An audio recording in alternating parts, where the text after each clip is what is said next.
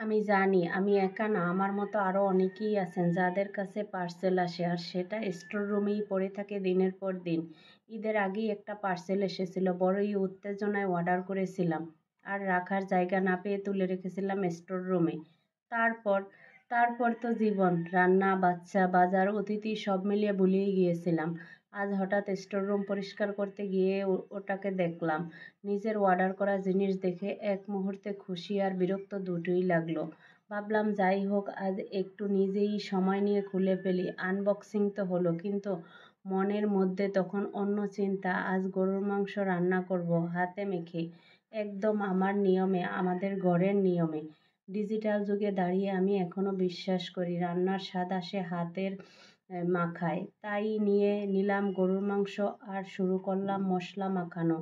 আদা রসুন বাটা, পেঁয়াজ কুচি, কাঁচামরিচ কুচি, লবণ, হলুদ, মরিচ, জিরা, গরম মশলার গুঁড়া, আস্ত গরম মশলা আর রান্নার সাদা তেল সব একসাথে মেখে রেখে দিলাম ভালোবাসা।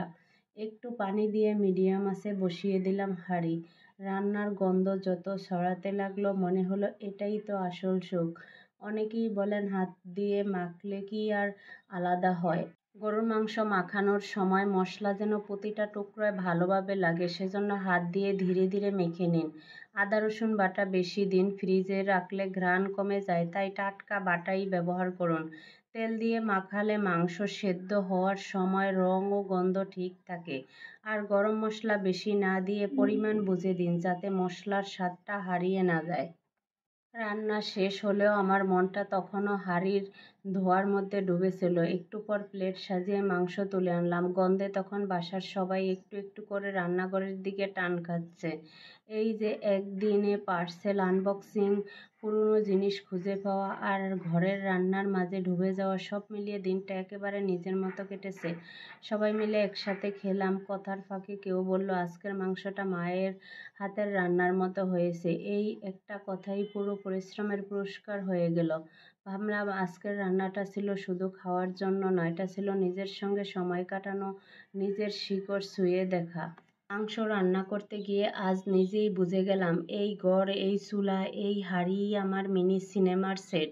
মশলা কখনো একটু বেশি হয়ে যায়, ঝোল কখনো কম, তাও কষ্ট নেই, কারণ প্রতিটা ভুলে মিশে থাকে নিজের একটা গল্প। একেক দিন মনে হয় আমি যেন এক রাঁধুনি না, বরং নিজের সিনেমার হিরোইন। হাতে খুন্তি, মুখে হাসি আর একগাল গামের সঙ্গে ঘরের শান্তি।